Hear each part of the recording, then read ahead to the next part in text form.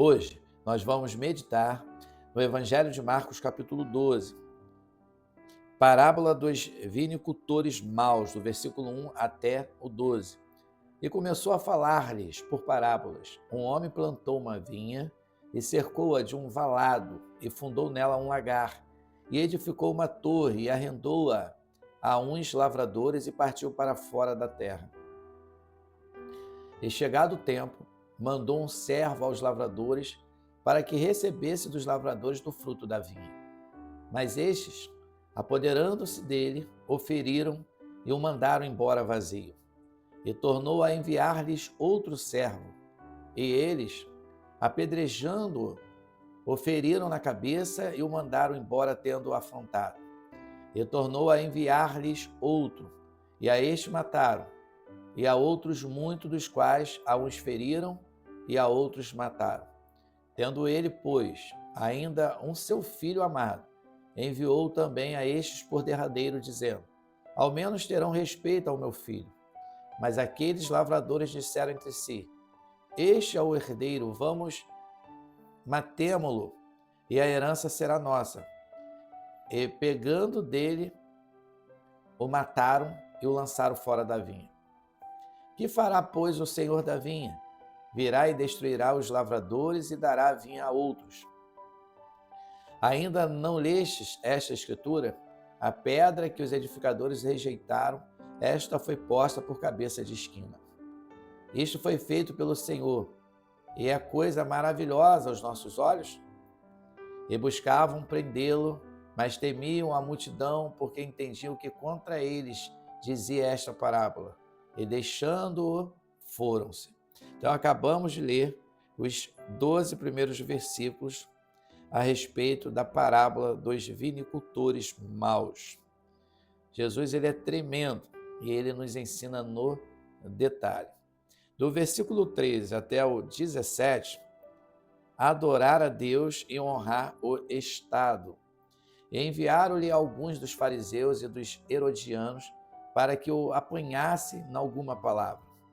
E chegando eles, disseram-lhe: mestre, sabemos que és homem de verdade e de ninguém se te dá, porque não olhas a aparência dos homens, antes com verdade ensinas o caminho de Deus.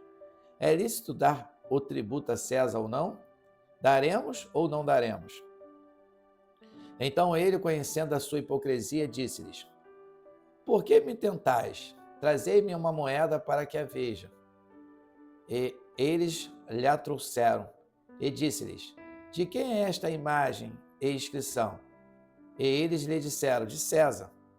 Olha que interessante, Jesus sempre tem sabedoria para lidar com as pessoas que sempre querem o nosso mal. Jesus nos ensina a lidar com as adversidades da vida.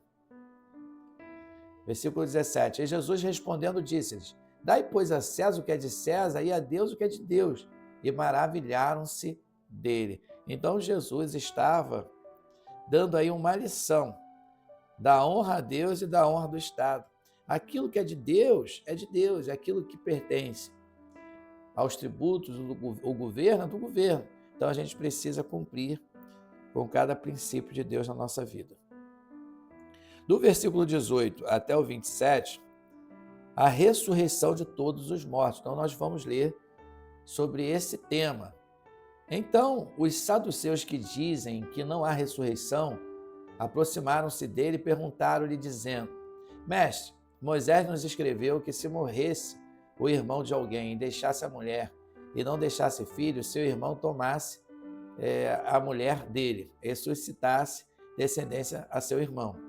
Ora, havia 7 irmãos, e o primeiro tomou a mulher e morreu sem deixar descendência.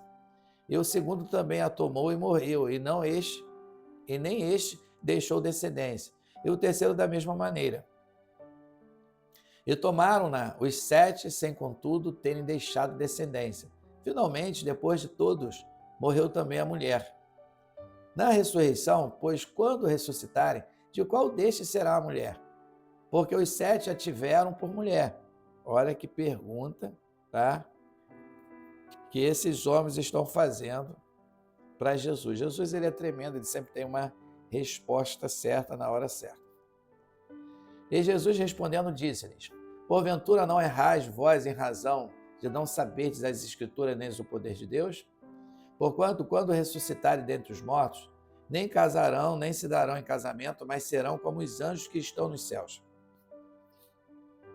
E acerca dos mortos que houverem de ressuscitar, não tendes lido no livro de Moisés, como Deus lhe falou na sarça, dizendo: eu sou o Deus de Abraão, o Deus de Isaque e o Deus de Jacó? Ora, o Deus não é de mortos, mas sim é Deus de vivos. Por isso vós errais muito. Jesus, ele é tremendo, porque Jesus não ele não ensina sobre a reencarnação em si, sobre o poder da palavra que dá vida. Jesus é a ressurreição e a vida, ainda que você esteja com os teus sonhos enclausulados, para baixo, mortos, Jesus pode ressuscitar os teus sonhos. Jesus também é aquele que ressuscita mortos. Pessoas que morrem podem ser ressuscitadas. Jesus tem poder para fazer esse milagre. No versículo 28 até o 34, o principal dos mandamentos. Então vamos ver qual é o principal dos mandamentos. Aproximou-se dele um dos escribas que os tinha ouvido disputar, e sabendo que eles tinham respondido bem, perguntou-lhe: qual é o primeiro de todos os mandamentos? Então, os escribas estão perguntando para Jesus. E Jesus respondeu-lhe: o primeiro de todos os mandamentos é: ouve, Israel, o Senhor nosso Deus é o único Senhor. Amarás, pois, o Senhor teu Deus de todo o teu coração, de toda a tua alma e de todo o teu entendimento, e de todas as tuas forças. Este é o primeiro mandamento. Então, qual é o primeiro mandamento?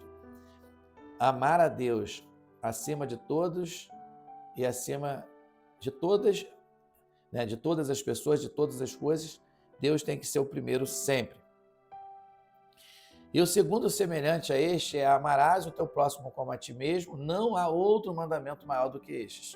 Então, os dois maiores mandamentos: amar a Deus acima de todas as coisas, do que as coisas, do que os homens, do que qualquer família, de qualquer pessoa, Deus tem que estar à frente.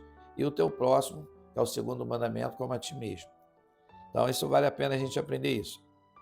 E o escriba lhe disse: muito bem, mestre, e com verdade disseste que há um só Deus e que não há outro além dele, e que amá-lo de todo o coração, de todo o entendimento, de toda a alma e de todas as forças, e amar o próximo como a si mesmo, é mais do que todos os holocaustos e sacrifícios.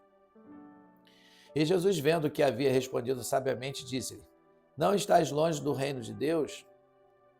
E já ninguém ousava perguntar-lhe mais nada. Do versículo 35 até o 37, já é outro tema. Cristo é o Senhor de Davi. E falando Jesus dizia, ensinando no templo: como dizem os escribas que o Cristo é o filho de Davi? O próprio Davi disse pelo Espírito Santo.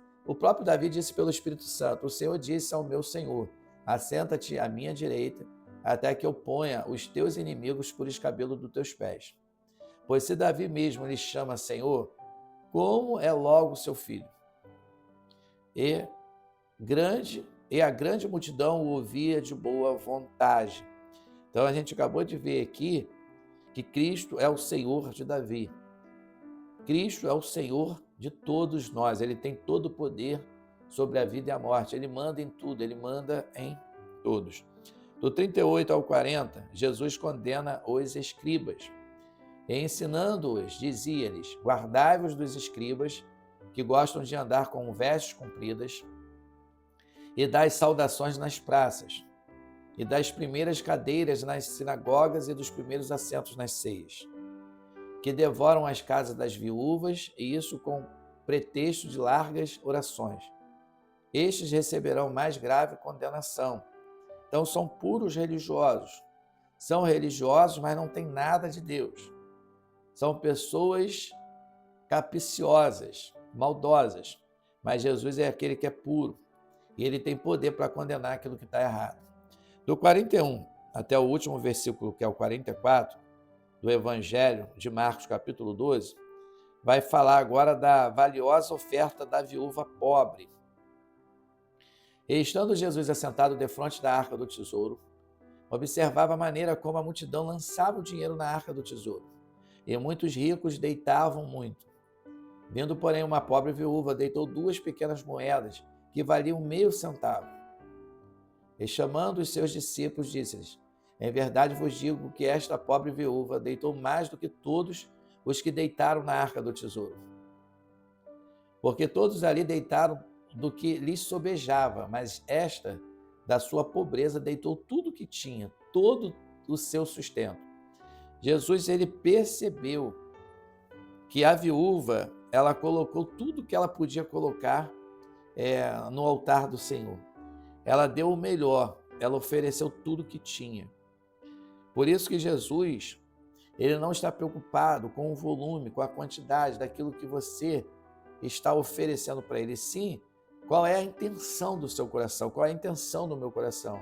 Porque a intenção do nosso coração faz toda a diferença para tocar, para movimentar o coração de Deus também.